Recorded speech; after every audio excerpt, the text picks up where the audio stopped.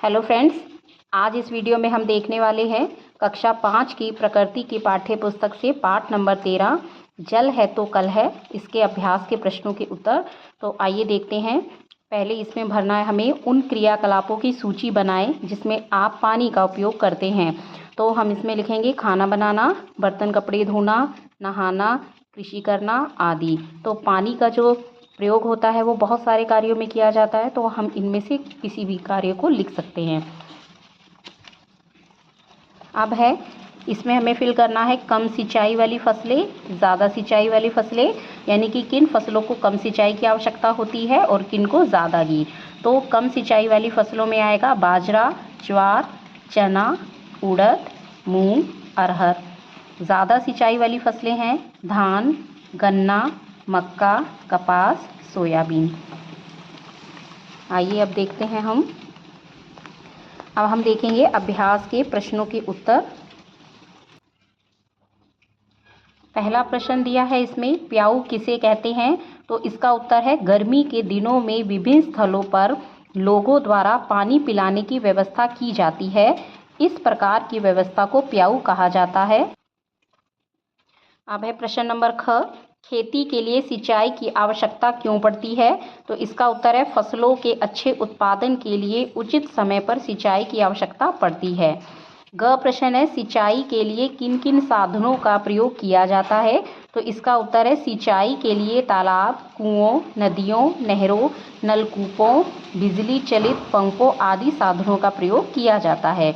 घ प्रश्न है भूमिगत जल की कमी के कारण लिखिए।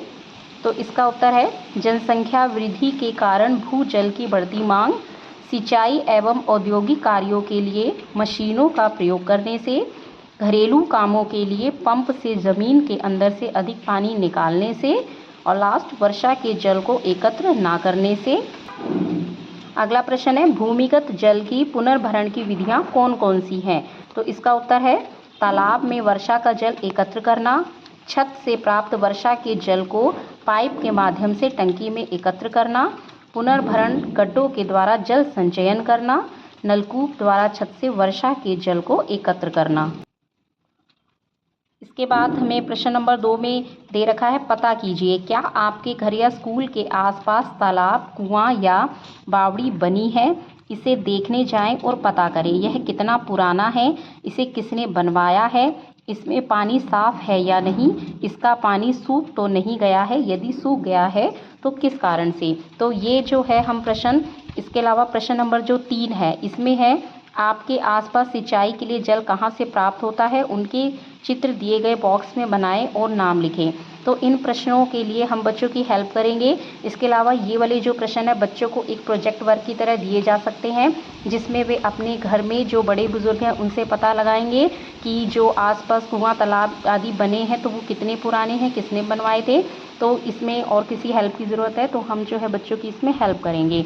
इसी तरह प्रश्न नंबर 3 में है कि आसपास जो सिंचाई होती है तो उसके लिए जल कहाँ से प्राप्त होता है। तो इसमें बच्चे जो है नदी, नहर या जो इंजन के तरीके से सिंचाई की जाती है उसमें से अपनी पसंद का कोई चित्र बनाएंगे, या फिर जो है उसमें अगर चित्र कहीं से मिलता है तो हम उसको कटिंग करके यहाँ पे पेस्ट भी कर सकते हैं।